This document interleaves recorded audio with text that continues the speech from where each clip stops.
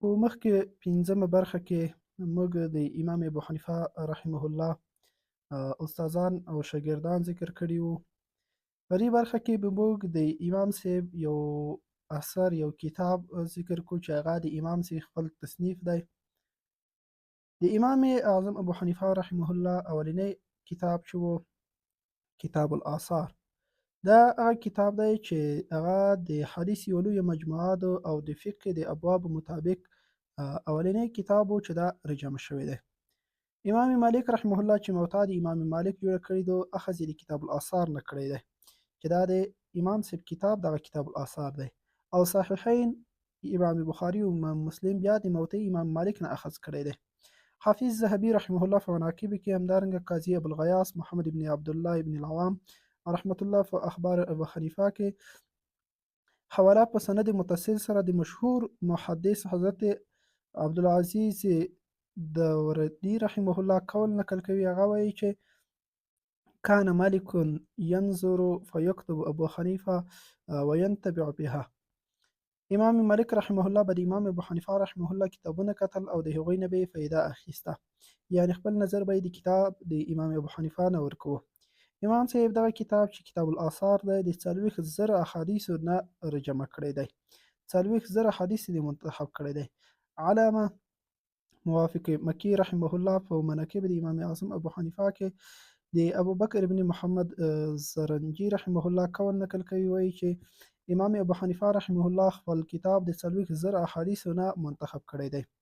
او حافظ ابو یحیی زکریا ابن یحیی نشاپوري رحمه الله په مناقب د امام صاحب کې هغه په حواله د یحیی ابن نصر ابن حاجب رحمه الله قول نقل کوي: سمعت ابا حنیفه یقول عندي الصناديق من الحديث ما اخرجت منها الا الشيء اليسير الذي ينتبع به. ما د امام ابو حنیفه رحمه الله نه وروده چې هغه وی چې د مو سره ډیر صندوقونه ډیر هغه لمرۍ د علم ډکې دي، د احادیث ډکې دي، مو د هغې نه نه دي ایستلي مګر کام شی دغه دی چې تاسو فایده پوښلی چې دغه کتاب دی. امام بخاري رحمه الله په خپل کتاب کې 6 لک احادیث نه منتخب کړی دی او په هغې کې چې دی ډیر افتخار کوي په ثلاثیاتو باندې چې هغه یو څه ثلاثیات دي او هغه د امام صاحب د شاګردانو نه نقل کړي دي. یو څوک سوال کوي چې صحیح احادیث خو 50,000 دي، دا په لکو احادیث له کومه پیدا شوه؟ نو جواب دا دی چې د محدثینو اصطلاح دا ده چې یو حدیث په څومره سندونو نقل وي دوی د سندونو شمیر کوي. مثلا لکه انما الاعمال بالنیات حدیث په 2,500 سندونو نقل دی، نو دوی 2,500 حدیثونه شمېرلی دي او څومره چې واسطې زیاتېږي هغومره سندونه زیاتېږي.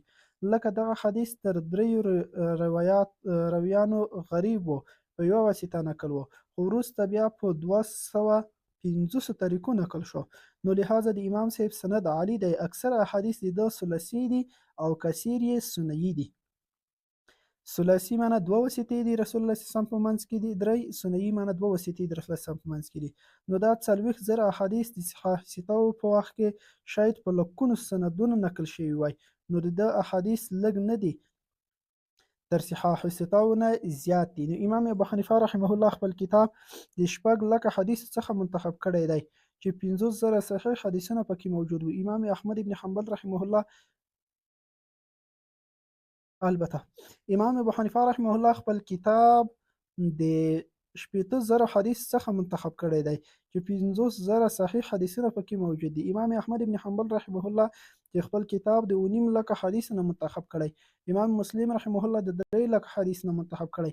امام اوزاعی رحمه الله د 9 لک حدیث نه خپل کتاب منتخب کړی. اوس دا چې امام بخاری رحمه الله په خپل کتاب کې 50,000 صحیح حدیثونه راوړي دي، وجه دا ده چې د محدثینو اصطلاح ده چې متن یو وي خو په ډیرو طریقو نقل شوی، نو بیا د ډیرو حدیثونو اطلاق ور باندې کوي. لکه مثلا د انما الاعمال بالنیات حدیث چې په 2,500 بیا وروسته ان تر 500 او 700 طریقو پر نقل شوی دی. نو امام ابو حنیفه رحمه الله خپل کتاب له 40,000 حدیث څخه منتخب کړی دی.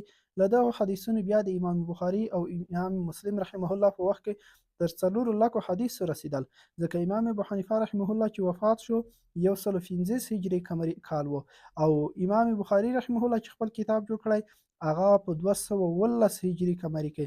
نو د امام صاحب د کتاب الاثار او د بخاري ترمنځ تقریبا 80 کال راځي، او امام ابو حنیفه رحمه الله روایت یا سنیاتی او یا ثلاثیاتی، یعنی د ده او حضرت رسول الله صلی الله علیه وسلم ترمنځ 2 یا 3 وسیطې دي، اما د صحاح سیته او رسول الله صلی الله علیه وسلم ترمنځ 15 یا 6 وسیطې دي.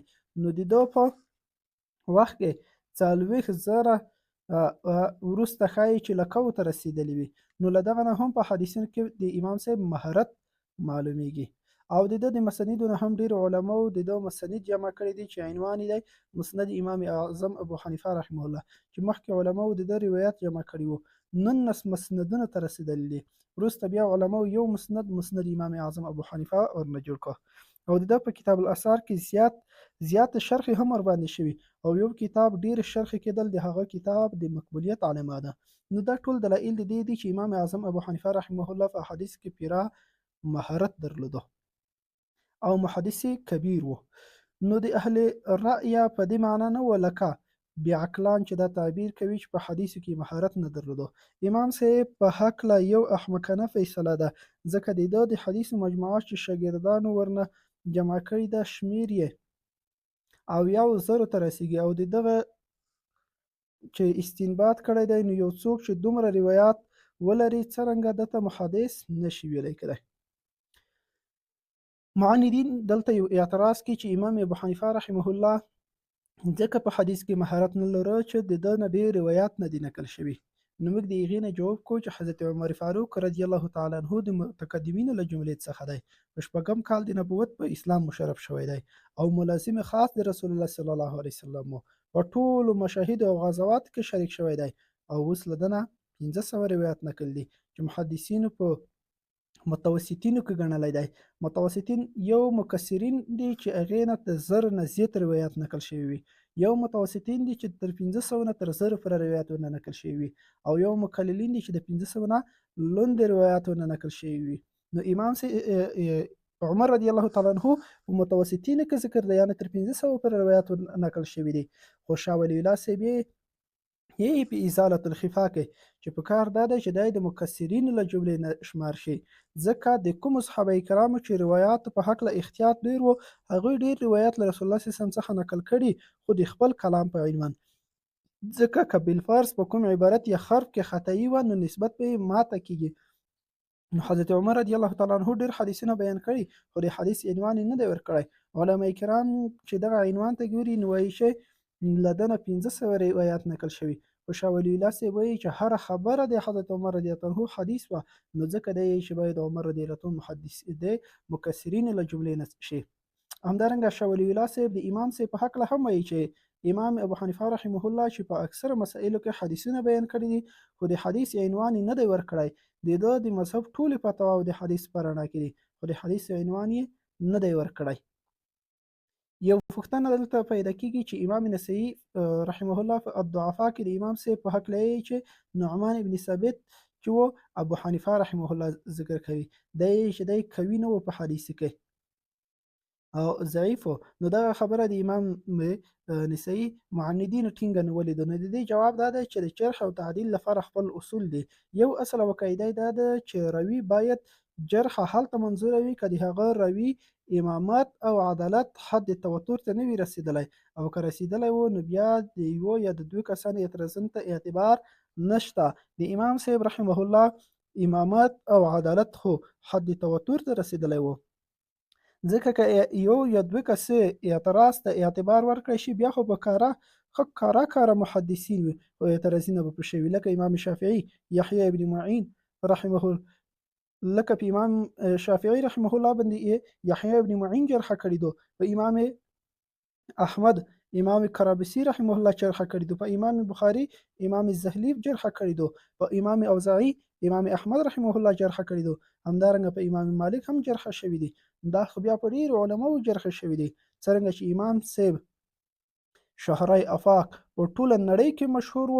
له دغې وجې نه حسد کوونکي چې ډېرې ځینې حسدګرو به اعتراضونه کول او یا به یې نورو علاقو علماو ته نامناسبه معلومات نقل کول، نو هغه علماو د دغه خولې ته کتل او له اصلي واقعې نه خبره وو.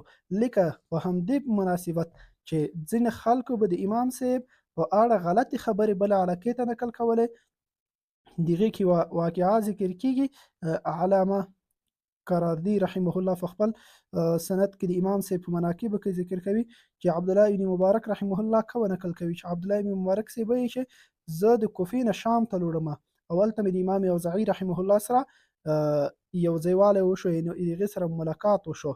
نو سمدلاسه امام اوزاعي د مونه پوښتنه وکړه من هذه المبتدع الذي خرج في الكوفه، دا مبتدع څوک دی چې دا په کوفه کې راوتلی دی، یعنی ابا خلیفه. دا ابو خلیفه څوک دی؟ نو د ده مقصود امام صاحب و چې دا څوک دی. امام اوزاعي وایي مو ته په شام کې وې. عبدالله ابن مبارک رحمه الله وایي چې دلته مې لاندې جواب ورکول مو مناسب ونه ګڼل. خپل د سفر اتاق ته لاړم، 3 ورځې مې هغه مسایل سره د دلایلو ولیکل چې ما د امام صاحب نه اورېدلي وو. پس له هغې نه مې په سر کې دا عنوان ورکړو قال ابو حنیفه په ذی باندې ولیکل چې قال نعمان ابن ثابت. نو مسیدا مې ورته راوړه. کله چې مسائل ولیدل ډېر خوند یې ورکړ. نو ویل من النعمان، دا نعمان څوک دی؟ قلت ابا حنیفه الذي ذکرته، دا هغه ابو حنیفه دی چې تو مبتدع ورته وې. وروسته داسې پیښه شوه چې یو ورځ امام صاحب او امام اوزاعي سره یو ځای شو. نو امام صاحب سره یې په دغه مسایلو مجلس شروع کړ، ډېر تفصیلي مجلس وشو. امام صاحب د خپلو مسایلو ډېر واضح دلایل ورته ذکر کړو. کله چې مجلس پای ته ورسېدو نو دی فرمایي چې مو د عبدالله ابن مبارک صاحب چې مو د امام اوزاعي نه پوښتنه وکړه چې څه رقم سړی و دا امام صاحب، نو هغه یې وایي مو عفتا وکړه د دې سړي د علم او د ده د عقل نه، او خدای پاک نه بښنه غواړم زه خو په ډېره ښکاره غلطي کوم.